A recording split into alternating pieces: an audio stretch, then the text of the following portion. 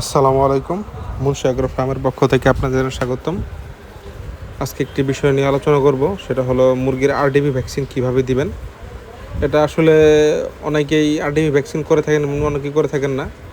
কিন্তু যারা প্যারেন্টসের জন্য মুরগি তৈরি করবেন বা পালন করবেন, তারা অবশ্যই আরডিবি ভ্যাকসিনটি অবশ্যই করে নেবেন। এতে করে অনেকটা সেফ থাকা যায় এবং রোগবালাই থেকে একটু দূরে থাকা যায়। ভ্যাকসিন করলে যে রোগ হবে না, এটার কোনো শিওর নেই।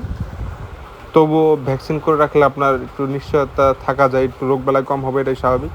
এখন আপনার বলবো যে আরডিবি ভ্যাকসিনটা কীভাবে করবেন। হ্যাঁ, প্রতিবারের মতোই আমি যে সবসময় একটা জিনিস বলে থাকি, যখন আপনি ভ্যাকসিন করবেন, ভ্যাকসিনের 8 ঘন্টা আগে কোনো প্রকার ওষুধ ব্যবহার করবেন না। আর অবশ্যই যখন ভ্যাকসিন করবেন তখন অবশ্যই খেয়াল করবেন, সেটা হলো যে কোনো মুরগি অসুস্থ আছে কি না। অসুস্থ অবস্থায় কোনো প্রকার ভ্যাকসিন করা যাবে না। আমি যখন আরডিবি ভ্যাকসিন ক্রয় করেছিলাম, আরডিবি ভ্যাকসিন আপনার সরকারি ভ্যাকসিন 100 ডোজের, এটা আমার কাছ থেকে 25 টাকা নিয়েছে। ভ্যাকসিনটা আপনি বরফে করে সংগ্রহ করবেন। ভ্যাকসিনটা আনার পর 100 ডোজের ভ্যাকসিন আপনার 100 ml পানি দিয়ে এটা গুলিয়ে নিতে হবে।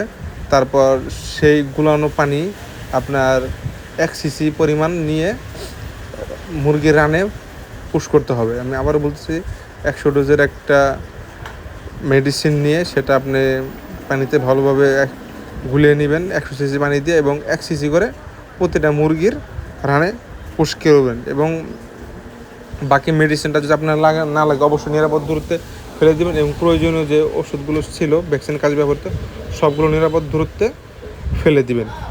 আর ভ্যাকসিন করার পরে অবশ্যই লাইসোভিট 1 লিটার পানিতে 2 গ্রাম 8 ঘন্টা দিয়ে রাখবেন। আমি আবার বলতেছি, ভ্যাকসিন করার পরে অবশ্যই লাইসোভিট 1 লিটার পানিতে 2 গ্রাম করে ব্যবহার করবেন। এভাবে আপনারা আরডিবি ভ্যাকসিনটি দিবেন।